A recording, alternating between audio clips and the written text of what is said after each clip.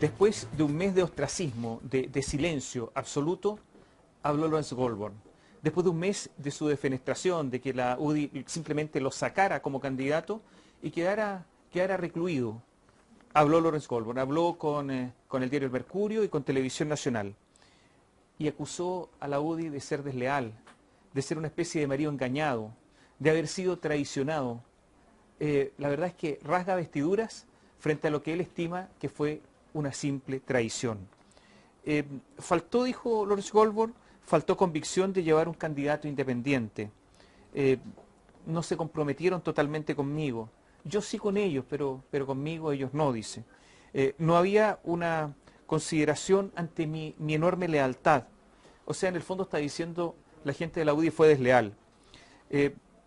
Debía exigir un mayor compromiso en el plano económico, logístico y político. O sea, le dieron poca plata, logístico, poca organización y medios en terreno, y político, o sea, poca convicción en sus posibilidades y en un proyecto de gobierno. Muchas personas le pedí que se integrara a Noicomando y me dijeron que no. Y me quedé así, un poco solo. Y hoy, dice, veo a Pablo Longueira y veo a tantos de los UDI comprometidos, con voluntad, y lo ve con un poco de envidia. Y le pregunta entonces el periodista, intentando que tenga algo de autocrítica, Goldborn, ¿es que a lo mejor a usted le faltó experiencia política? Y Goldborn responde, si la llamada experiencia política se reduce a desacreditar de manera recurrente a los adversarios, a falsear información y a preparar intrincadas operaciones políticas, siempre me va a faltar. O sea, ni siquiera reconoce que le falta experiencia o que le faltó experiencia política. Y además le agrega la guinda a la torta. Dice que nadie era capaz de ganar o es capaz de ganar a Michelle Bachelet que él mismo. Se da por perdedor a su sucesor, a Pablo Longueira, a Andrés Salamán y al que sea. Y agrega además que los principales ataques vinieron de su sector y, sin nombrarlo, evidentemente que se refiere a Andrés Salamán. Llama la atención que después de un mes de reflexión, de silencio, de introspección, Lawrence Goldborn no se formule ninguna, pero ninguna autocrítica. O sea, sale olímpico en todo esto, salvo que expresa su dolor ante las heridas que según él le han sido causadas. El análisis de Lawrence Goldborn demuestra por qué era un mal candidato. Porque evidentemente que en política el análisis, la perspectiva, el propio análisis de la propia conducta es fundamental. Lawrence Goldborn simplemente no lo tiene. Pero también posiblemente esto sea una cuestión común a la derecha, la falta de autocrítica. En general, la gente de derecha tiene medios, tiene recursos, algunos tienen empresas, y por lo tanto no se juega en la vida en la política. Y por lo tanto se puede andar por la vida un poquito más olímpico. La falta de autocrítica, por ejemplo, que tiene también el presidente de la República, Sebastián Piñera, notable.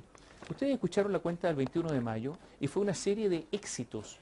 ¿Alguna autocrítica? Nada. Y en eso, Goldborn y Piñera se parecen una enormidad. Se parecen también en el poco apoyo público, porque la verdad es que la campaña de Lawrence Goldborn iba, pero absolutamente en caída libre, y esa fue una de las razones por las que la UDI lo sacó. Es más, algunos con un sentido incluso de fatalismo, dicen que Chile es de izquierda y por lo tanto hagan lo que hagan, da lo mismo. Pero lo cierto es que a lo mejor si pusieran atención en, por ejemplo, la educación y la falta de igualdad de oportunidades para todos, algo muy simple, que el Estado trate a todos sus ciudadanos por igual. En materia educacional no se está pidiendo mucho, a lo mejor el asunto andaría mejor.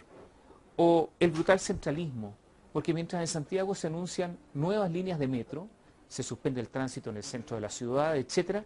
Bueno, en Quellón, los habitantes, después de la muerte de 2 de sus vecinos en un hospital impresentable por sus recursos, bueno, logran una unidad de diálisis, logran pequeñas cosas, pero para eso tienen que movilizarse, tienen que soportar el frío y la lluvia, tienen que interrumpir caminos, tienen que hacer que vaya alguna vez el ministro, porque si no, no va nadie. Es decir, si hubiese un poquito de igualdad de trato a todos los habitantes del país, si se combatiera efectivamente la concentración económica y los abusos. El diario Estrategia, en su edición de hoy, señala que todos los años quiebran 18.000 pymes. Sí, 18.000. La causa, abuso de posición dominante de las empresas grandes. 18.000. A lo mejor si Goldberg, si Piñera se preocuparan más de esto, a lo mejor el asunto para ellos también les mejoraría desde el punto de vista electoral. En este caso, en el caso de las pymes, hay un tremendo fracaso de la Fiscalía Nacional Económica y del Tribunal de Defensa de la Libre Competencia. A lo mejor si hubiese mayor preocupación sobre los intereses usureros del retail, sí, usureros del retail, a lo mejor los entenderían más. O también si hubiese alguna claridad sobre el oscuro financiamiento de la política o sobre la riqueza concentrada en el 1% de la población. Falta autocrítica. Eso es lo que ocurre. Y en eso la derecha, los principales dirigentes de derecha tienen un denominador común. Y por eso el paradigma presentado por el presidente Sebastián Piñera el 21 de mayo pasado o por Lawrence Goldberg en estas elecciones es absolutamente falso, porque no es el paradigma que quiere la gente. La gente quiere otro paradigma.